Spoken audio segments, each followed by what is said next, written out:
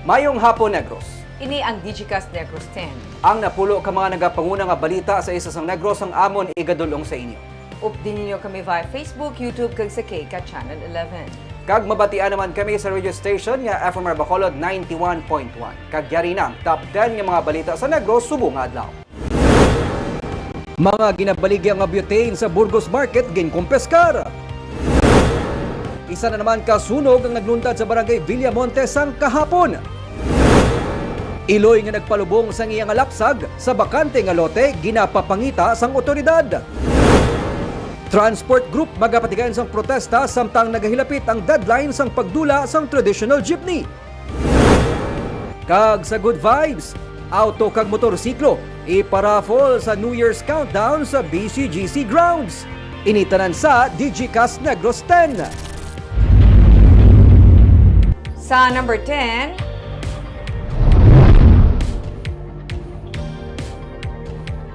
napasira nga resto bar sa Bacolod liwat nga nagbukas matapos magbayad sang 1,500 pesos nga multa.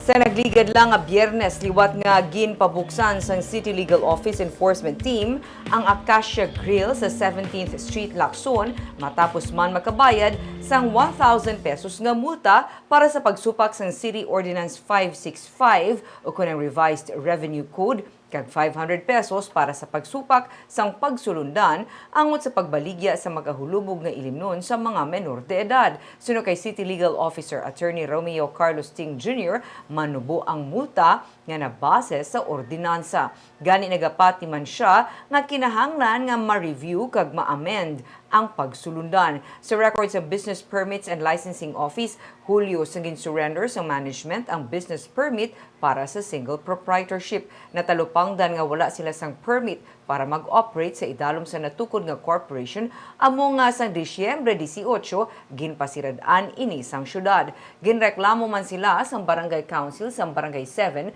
nga nag-recommend sa syudad nga pasiradaan ang resto bar bangod malapit ini sa mga eskwelahan. Sa records ng BPLO, nakakuha man sang barangay certificate ang resto bar, amo nga ini ang naisyuhan sang panibag-o nga permit nga maga-expire sa sini nga Disyembre 31.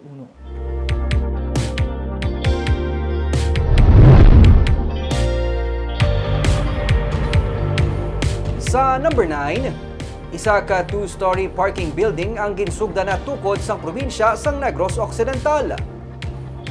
Ining sara maka-accommodate sang 128 ka mga salakyan kag napahamtang sa motor pool area sa Dalan Katuslao sa siyudad sang Bacolod ukon sa tabok lamang sa ginatukod man nga New Provincial Administration Center.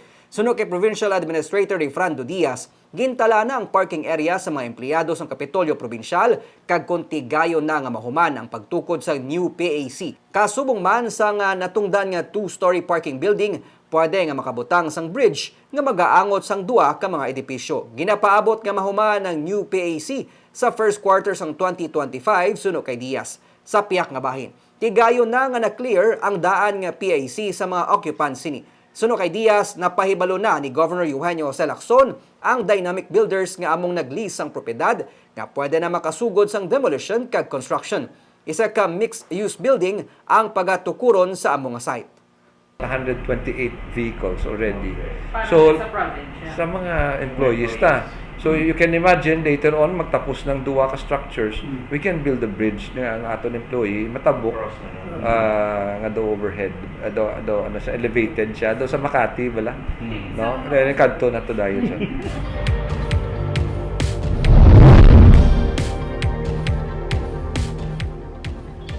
Sa number 8, pito ka mga katapos ng New People's Army ang nagsungka sa otoridad. Bit-bit ang ilang mga armas nagbalik na sa sabak sang gobyerno ang pito ka mga katapos ng New People's Army sa Gihulngan City, Negros Oriental. Nagsungka sila sa Task Force to End Local Communist Armed Conflict kag nagpasalig nga magabalik na sa gobyerno sa barangay poblasyon sang kahapon. Anom ka mga lalaki kag isa ka babayi ang nagbato na sang food packs gikan sa City Social Welfare and Development Office kag abono gikan sa Office of the City Agriculturist. Natalana sila nga magbaton sang iban pagid nga mga benepisyo kung mapasa na nila ang tanan nila nga mga requirements. Yara sa seremonya si Mayor Filomeno Reyes, Brigadier General Orlando Adelin, Commander sang 303rd Brigade sang Philippine Army, Lieutenant Colonel William Pesase Jr. ang commanding officer sang 62nd IB, Police Lieutenant Colonel Romeo Cubo ang Chief of Police sang Gihungan City Police Station kag iban pagid nga mga opisyales. Ginpasalamatan sang alkalde ang amat-amat nga pagdismantle sa mga rebelde nga suno sa iya magaresulta sa kalinong kag hinway sa pagpamaho. Sa number 7,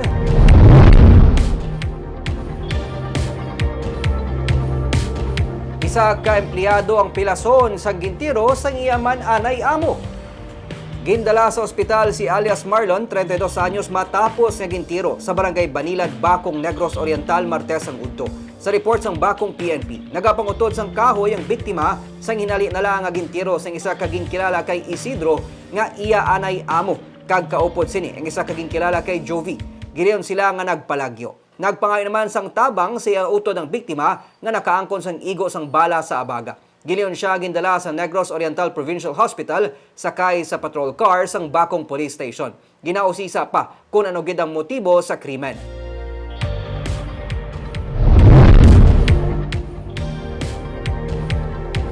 Sa number 6, sa Bacolod City, iloy nga nagpalubong sang iyang nga bata sa bakante nga lote ginapapangita sang otoridad. Ginmanduan ni punong barangay Phoebe Legazpi sang handumanan ang mga barangay health workers nga pangitao ng iloy sang lapsag nga babayi nga ginlubong sa bakante nga lote sa Zone 7 Martes sang gabi. Suno sa hepe sang Police Station 10 nga si Police Captain Lelani Laguting, ginpatawag ang mga BHW kag ginmanduan nga libuto ng barangay kag usisaon ang mga babayi nga nagapa-prenatal check-up kag mga bag-o nagbunag. Sa investigasyon sa Police Station 10, mga kabataan nga nagahampang sa lugar ang nakakita sa lapsag nga ginlubong sa halos sobra isa ka dangaw lamang nga kada lumon. Ang lapsag na puto sa sibin kag ginsulod sa karton. Suno sa mga kabataan, isa ka lalaki ang nagserbe nga lookout samtang isa ka babayi kag isa ka lalaki ang naglubong sa lapsag. Matapos nagbiya sa lugar sa mga naglubong sang lapsag, ginpalapitan sa mga kabataan ang ginkutkutan kag ginlantaw. Didto kag ginkakibot nila sa makita ang patay nga lapsag kag duguon pa. Padayon ang pag-usisa sa mga nagabulusong sa barangay.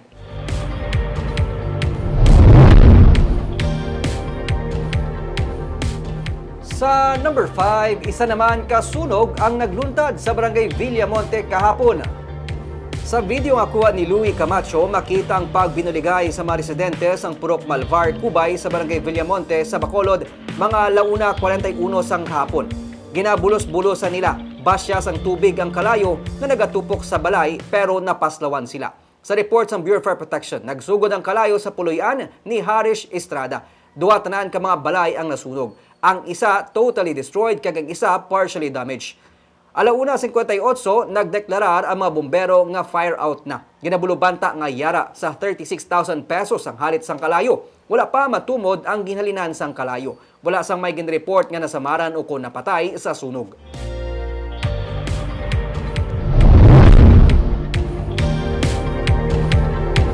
Sa number 4, nagsaka sa 34 ang fireworks-related injuries sa Western Visayas. Pumalin sa December 21 tubtub December 28, 34 ang fireworks-related injuries. 11% ka mas manubo kung ipaanggid sa kasubong nga tion sa nagligad nga tuig. Sa datos ng Department of Health Region 6, ano ang nagdugang nga kaso sa fireworks-related injuries sa Disyembre 27, tubtub 28. Sa dugang nga mga kaso, duha ang blast o burn injuries nga wala sang amputation kag 4 ang eye injuries nga kaso. 3 diri ang bangod sang boga. Mayoriya sa mga nasamaran, mga kabataan nga yara sa 1 to 10 years old. Samtang, sa December 26 nga dato sa Provincial Health Office, 8 ang firecracker-related injuries sa Negros Occidental, gikan sa mga non-Sentinel hospitals. Isa naman sa Bacolod, gikan sa Sentinel Hospital. Padanang panawagan si DOH nga likawan ang magpalupok kag sa baylo maggamit na lamang sa mga alternatibo nga pangpagahon.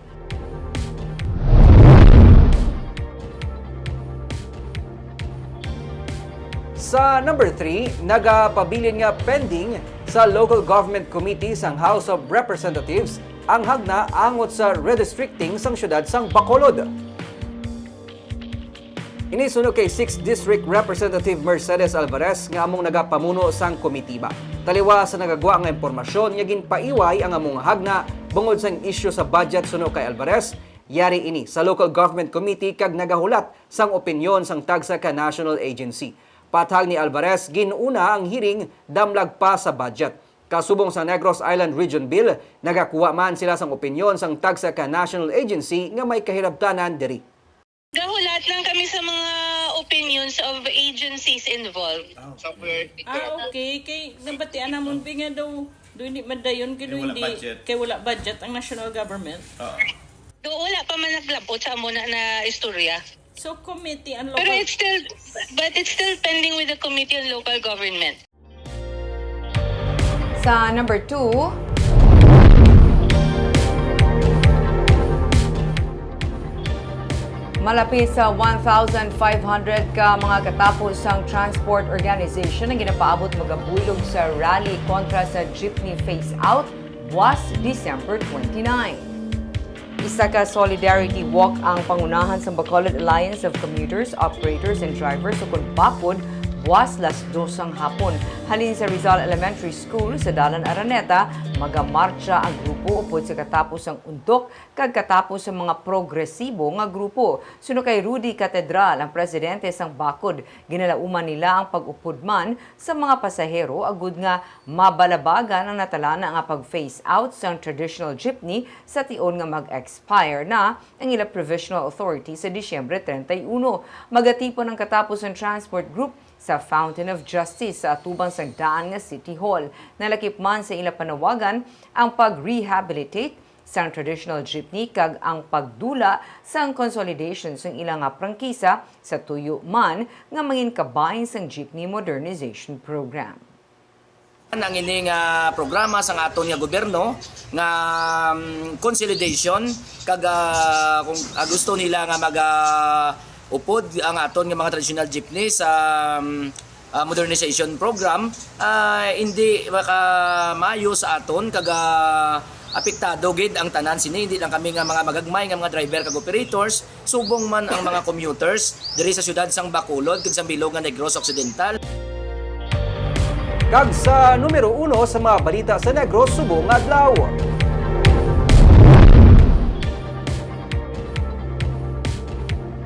Trese tanan ka mga baligyaan sa Burgos Public Market ang sarang mapasiradaan bungod magluwas nga wala sang business permit nagabaligya sang butane.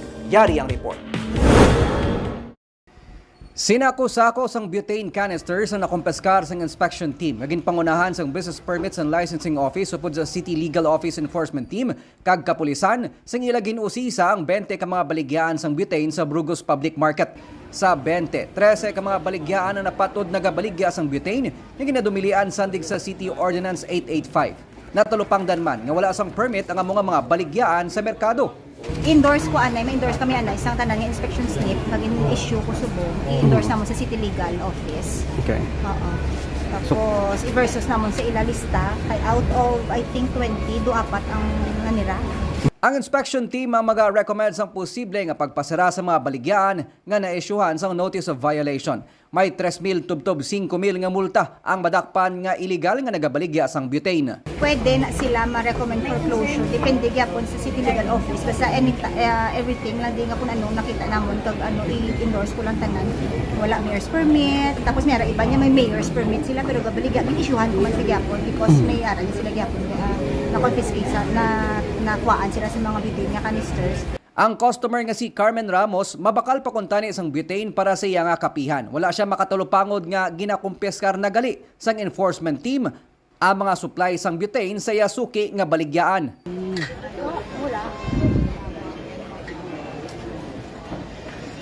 Anong negosyo mo, panay? Nang sudaan kape. Kape lang sa mango. O diri ka big permega ano, gabakal kag ano. Pila ka canisters mo boss mo permenay sa kadlaw? Amo ni? Tatlo ma lang. Importante gid nga may ano ka. Samtang naga-inspeksyon ng mga otoridad sa mga baligyan, may nasabayan man nga negosyante bangod nagaluto gamit ang butane sa sulod sa merkado. Kalabaran mo may gamit sa siling sala ga ano ga sungaw ano ba? Kung ang imo na tangki siguro daan. Imo canister. May leak siya. Ano tama na, sir, kayo galuto sa dito go may ano na sir, relay? Relay? Okay naman luto naman. Sandig sa ordinance, ginadumilian ang pagbaligya, refill kag distribute sang butane sa mga baligyan. Magluwas lang sa mga authorized nga LPG retailers. Nahang pa naman ni Market Supervisor Cherry Ojero nga kalabanan sa mga manugbaligya sa merkado nagapanginyadi bangod madamo na gidman sa karon ang nagagamit sang butane sa matag adlaw.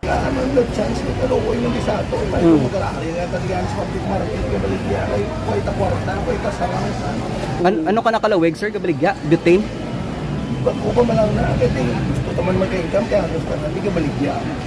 Masami sa merkado man nagabakal sang butane ang mga nagatyangge nga mo naman ang nagabaligya sa mga kabaranggayan sa tag 25 pesos ang canister. Intensify tagita ni ang aton gidyang pag-renew na sa business permit kung ano yung sa imo business permit amo ginatani ang ibaligya.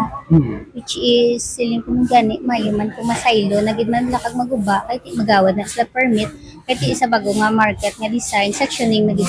O galing hindi man malipod nga humalin sang nagliligad nga tinuig nangin isa sa mga ginahalinan sang among napabayan nga butane. Gani agod mapaiway ang pagluntad sang insidente, ginpakamaayo sang syudad ang pag-inspeksyon sang tatlo ka mga dalagko nga merkado.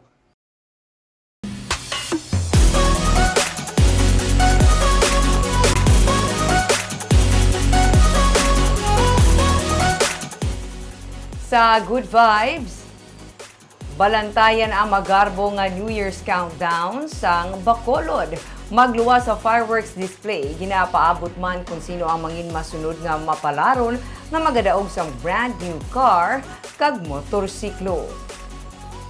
Sa tinalikdan nga New Year's countdown, isa ka 22 anyos nga babayi ang mapalaron nga nakabaton sang brand new Toyota Vios sa ginhiwat nga paraffle sa Bacolod City Government Center. Magluwas sa salakyan, may mga motorsiklo man nga iparaffle si Mayor Albi Benitez. Bukas ini sa mga Bacolod residents nga 18 years old and above, kag ginakinahanglan lang ang mag-register. Dungan sang selebrasyon para sa pagsug-alaw sa tuig 2024 ang paghatag kalingawan sang comedian duo nga Sunday Petit kag Negi. Balantayan man ang maggarbo nga simultaneous fireworks display sa BCGC kag Bacolod Public Plaza. Magasugod ang sinadya sa BCGC las 8 sang gabi. Barbs do sa Nobla no New Year, new car. So, but silingon, Nick, open to everybody. Yes. Bis Basta taga Bacolod. Ko ka, Joy. Kaya taga Bacolod ko yan. Kag-register lang sila, no? Ara man na makita ang mechanics sa page ni Mayor Albi Benitez. Kagamuyad tong napulo ka mga nagapanguna nga balita nga amo natipon para sa inyo subong adlaw. Kay man sa panahon karon importante nga may ihibalo ka sa nagakatabo sa imo nga palibot. Pero dapat balanse kag insakto mga impormasyon. Parahin kami nga magapangalagad sa Negrosanon. Ako si Barbara Mijares. Kag ako naman si Nico Delfin. Tubtubwas, maayong hapon.